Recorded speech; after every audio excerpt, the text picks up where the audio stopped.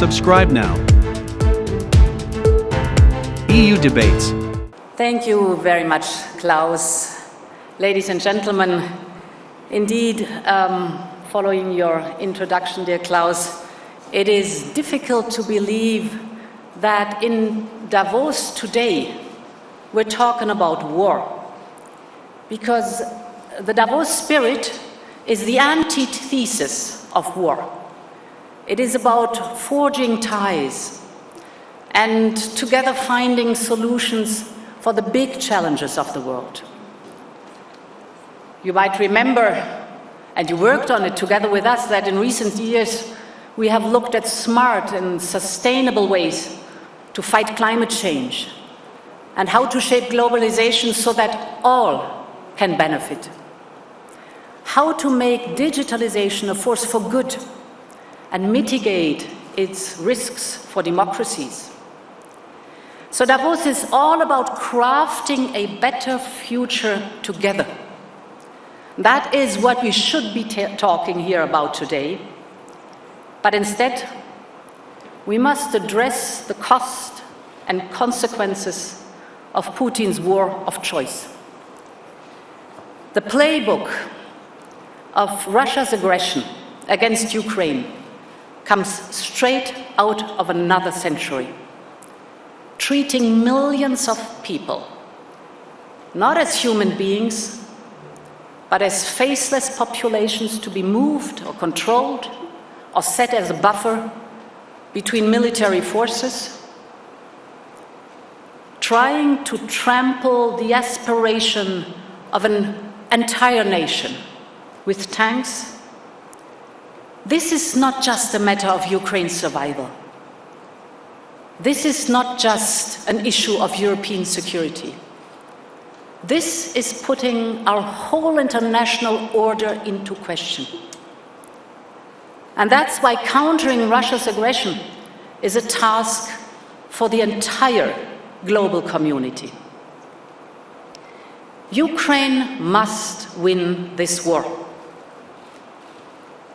And Putin's aggression must be a strategic failure.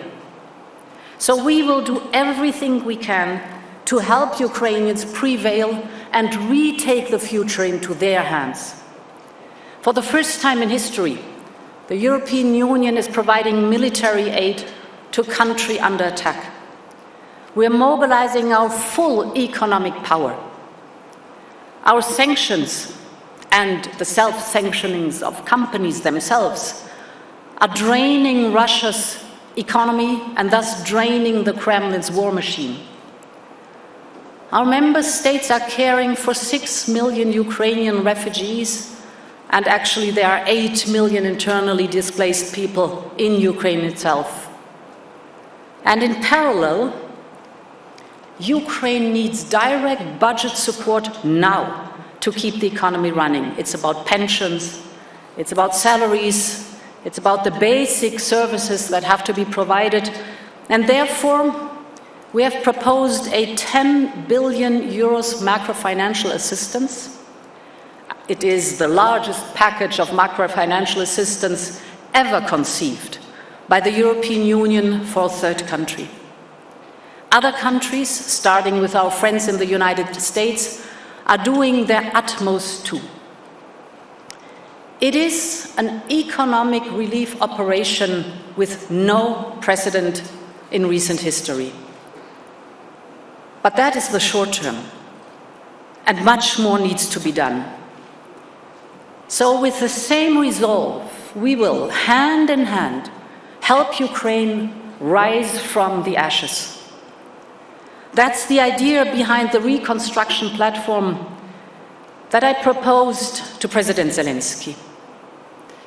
You remember that yesterday, in his speech here in Davos, he recognized the unprecedented unity of the democratic world, the understanding that freedom must be fought for. So the rebuilding of Ukraine also calls for an unprecedented unity. As President Zelensky said, the work that has to be done is colossal. But together, we can and we will master the challenge. And that is why I have proposed this reconstruction platform to be led by Ukraine and the European Commission, because we will combine reform with investment.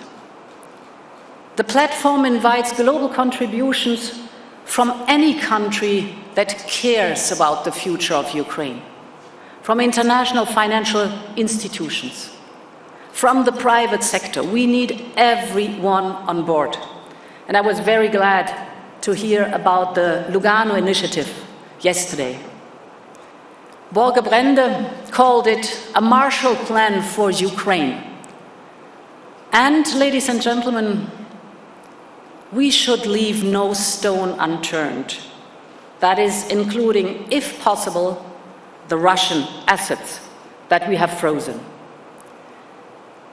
But this is not only about undoing the damage of Putin's destructive fury. It is also about building the future that Ukrainians have chosen themselves. For years now, the people of Ukraine have worked for change. And that is why they elected Volodymyr Zelensky in the first place.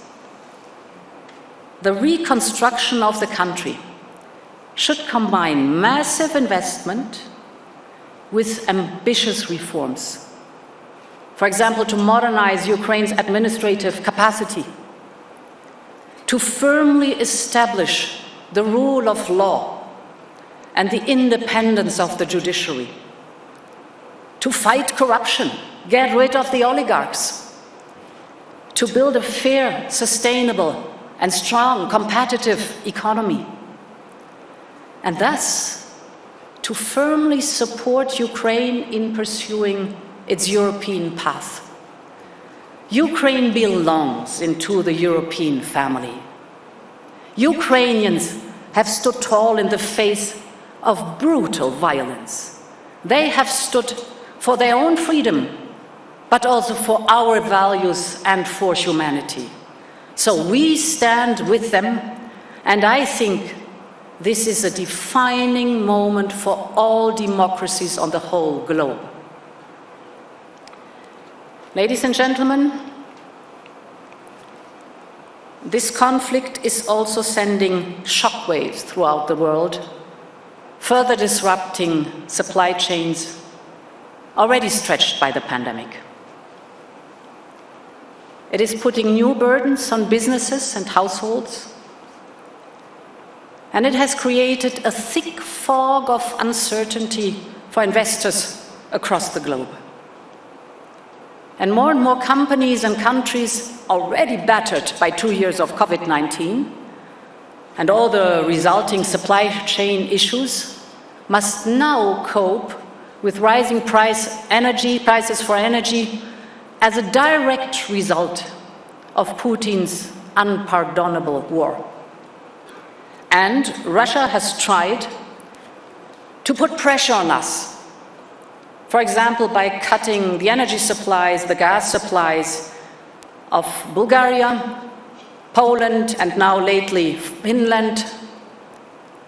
But this war and this behavior we see has only strengthened Europe's resolve to get rid of Russian fossil fuel dependency rapidly. The climate cannot wait, but now the geopolitical reasons are evident too. We have to diversify away from fossil fuels. We have set our course already towards climate neutrality, so now we must accelerate our clean energy transition. And fortunately, we are already having in place the means to do so. The European Green Deal is already ambitious, but now we are taking our ambition yet to another level. Last week, the European Commission tabled and proposed Repower EU. That is our €300 billion plan to phase out of Russian fossil fuels and fast forward the green transition. And today, if we look at the share of renewables we have in Europe, almost a quarter of the energy we consume in Europe stems from renewable sources already. This is the famous European Green Deal. But now, through Repower EU, we will practically double this share to 45% in 2030. This is only possible by also bringing cross-border cooperation to a new level.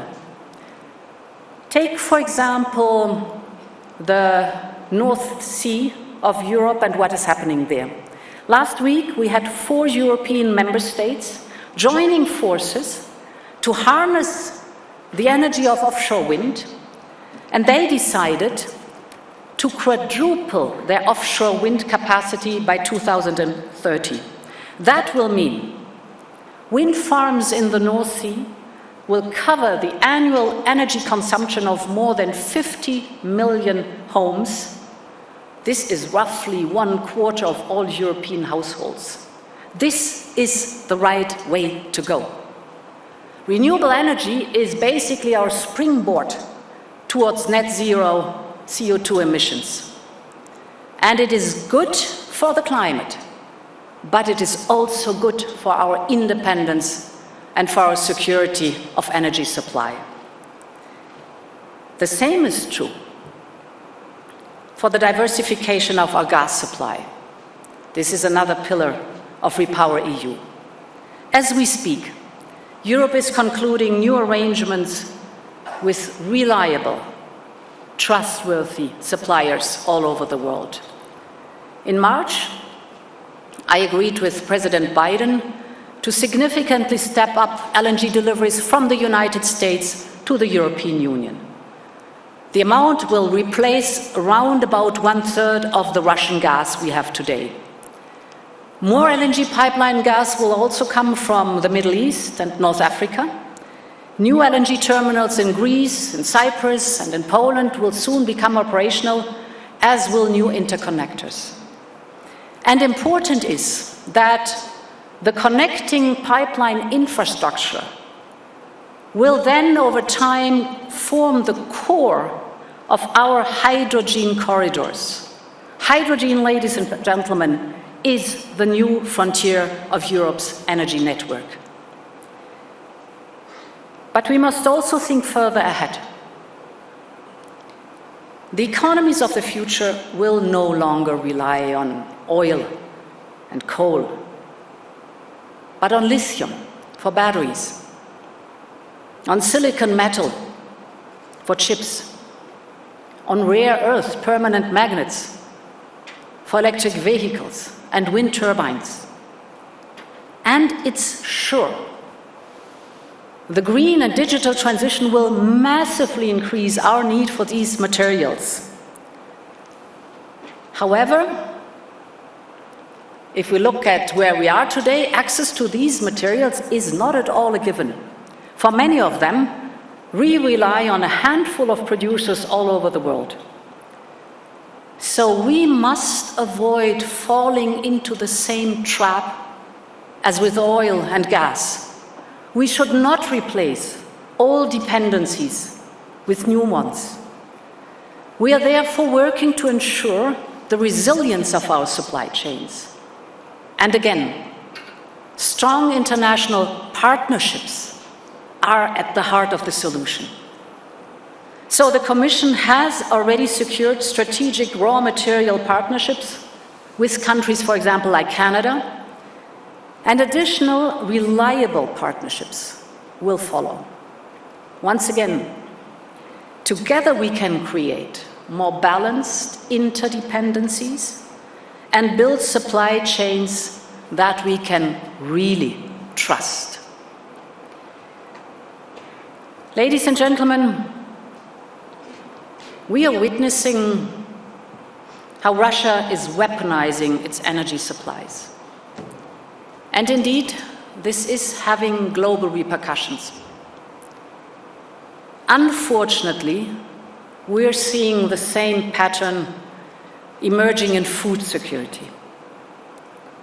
Ukraine is one of the world's most fertile countries, and even its flag symbolizes the most common Ukrainian landscape, a yellow field of grain under blue, blue sky. Now, those fields of grain have been scorched. In Russian-occupied Ukraine, the Kremlin's army is confiscating grain stocks and machinery. For some, this brought back memories from a dark past, the times of the Soviets, crop seizures, and the devastating famine of the 1930s. Today, Russia's artillery is bombarding grain warehouses in Ukraine, deliberately. And Russian warships in the Black Sea are blockading Ukrainian ships full of wheat and sunflower seeds. The consequences of these shameful acts are there for everyone to see. Global wheat prices are skyrocketing, and it's the fragile countries and vulnerable populations that suffer the most. Bread prices in Lebanon have increased by 70%, and food shipments from Odessa could not reach Somalia. And on top of this, Russia is now hoarding its own food exports as a form of blackmail, holding back supplies to increase global prices or trading wheat in exchange for political support. This is using hunger and grain to wield power. And again, our answer is and must be to mobilize greater collaboration and support at the European and global level. First, Europe is working hard to get grain to global markets out of Ukraine. You must know that there are currently 20 million tons of wheat stuck in Ukraine. The usual export in Ukraine was 5 million tons per month. Now it is down to 200,000 to 1 million tons. By getting it out, we can provide Ukrainians with the needed revenues and the World Food Programme with supplies it so badly needs. So to do this, we are opening solidarity lines, we are linking Ukraine's borders to our ports, we're financing different modes of transportation so that Ukraine's grain can reach the most vulnerable countries in the world. Second, we're stepping up our own production to ease pressure on global food markets. And we're working with the World Food Programme so that available stocks and additional countries are able to reach the products, to have the products at affordable prices. Global cooperation is the antidote against Russia's blackmail. Third, we're supporting Africa in becoming less dependent on food imports. Only 50 years ago, Africa produced all the food it needed. For centuries, countries like Egypt were the granaries of the world. Then climate change made water scarce, and the desert swallowed hundreds of kilometers of fertile land, year after year. Today, Africa is heavily dependent on food imports, and this makes it vulnerable. Therefore, an initiative to boost Africa's own production capacity will be critical to strengthen the continent's resilience. The challenge is to adapt farming to a warmer and drier age. So innovative technologies will be crucial to leapfrog. Companies around the world are already testing high-tech solutions for climate-smart agriculture. For example, precision irrigation, operating on power from renewable, or vertical farming, or nanotechnologies, which can cut the use of fossil fuels to produce fertilizers. Ladies and gentlemen, the signs of a growing food crisis are obvious. We have to act urgently. But there are also solutions today and on the horizon. And this is why, again, cooperation. I am working with President al-Sisi to address the repercussions of the war with an event on food security and the solutions coming from Europe and the region. It is time to end the unhealthy dependencies. It is time to create new connections. It is time to replace the old chains with new bonds. So let's overcome these huge challenges in cooperation, and that is in Davos spirit. Thank you for your attention.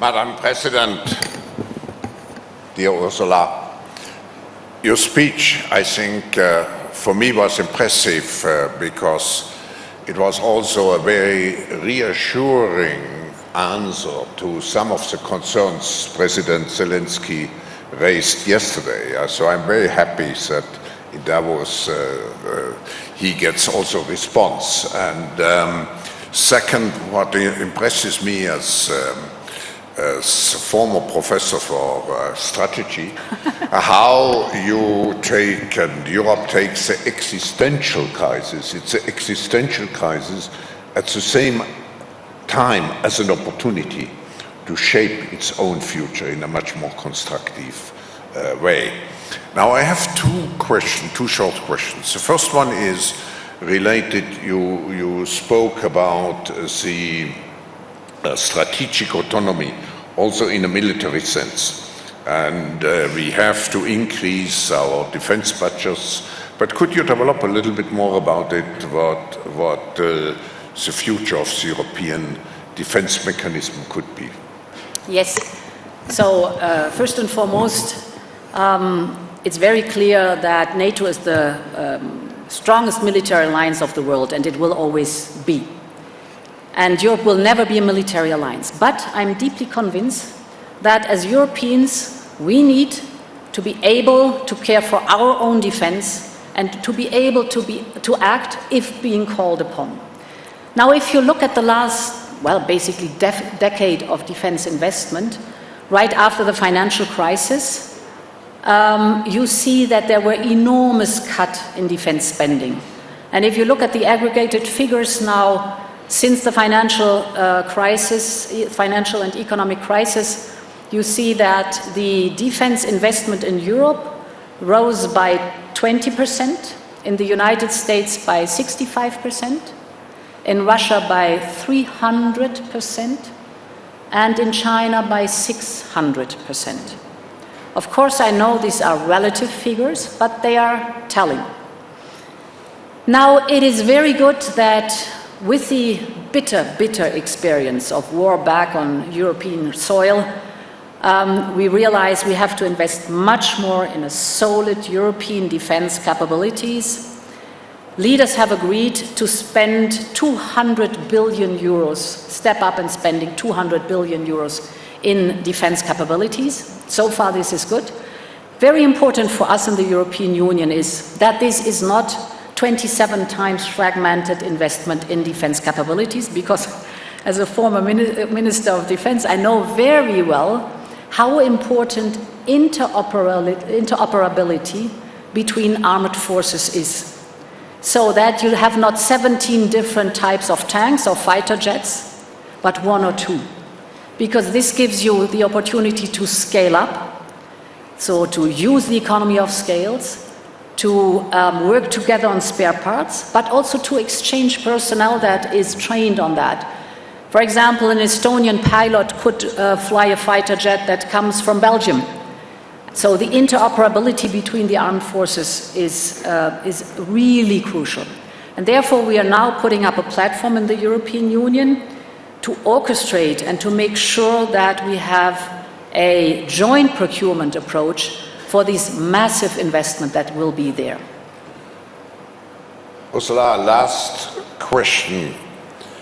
If you look long term, can you ever imagine that Russia will re-find its place in Europe? Yes, is my answer. If Russia finds its way back to democracy, the rule of law, the respect for the international rules-based order, then it's a clear yes, because Russia is our neighbor. Russia will stay there. We share a long history. We share culture. So this might be, and this is certainly, a distant dream and hope, but this also says that our standing up against this brutal invasion is standing up against the leadership in Russia. It is the Russian people who are the ones who decide about the future of their country. They have it in their hands. And therefore, my answer is as I just said. Maybe a last, very last question. Of course, we have I mean, political leaders, business leaders. What can business leaders do, if you had a wish, really to support all the program? And what should be the mentality of the business leaders? Certainly not business goes on. We have also to absorb what you just told us in our mindset as business leaders. What would be your message? Well, everything I've been speaking about, the knock-on effects of the war, but also that we are facing multiple crises. In the back is looming the climate crisis, and it's getting bigger and bigger. We are still in the outgoing part of the pandemic, but we have not overcome it. And now we have the knock-on effects, for example, the food crisis really coming at fast speed as a consequence of Putin's war. In every aspect, we will not make it without the private sector, without the business sector. We need you, and my experience in my time as President of the European Commission is that it is an excellent cooperation with the business sector, because the business sector is taking on responsibility. I've seen it when we started with the European Green Deal, and now in full-fledged, you are at our side, coming with the innovation that is needed to really have this green transformation. We would never have thought that a war also gives us a second good argument really to accelerate the green transformation because of Russia's blackmailing us with fossil fuels. But the business sector is enormously helpful. I am, and I was impressed to see when we unleashed 5 packages of severe sanctions, how the business sector stood up and took responsibility too, by deciding to not only follow the sanctions, but kind of self-sanctioning their own activities in Russia and leaving the country, but also taking care of their employees. This was amazing to see, and is amazing to see. And now, if I raise the topic of the food crisis, we will need all our combined strength to manage that, because there are already millions of people that are at the very bottom of poverty and do not know where to have a meal the next day. But this will be getting much worse over the next month, because the Ukraine wheat and grain supply and the Russian grain supply, which were the granaries of the world, isn't there anymore. with all the consequences for the poorest in the world. We'll need every helping hand, and you are always the masters of precise, tailored solutions and innovations. So we can do the framework that eases it for you or nudges you in the right direction, but the innovation, the solutions, come from research and science, of course, but also from the business sector, and therefore you are so important. Thank you on behalf of all the participants, Madam President, Thank for you. your so comprehensive speech. Yeah, thank you.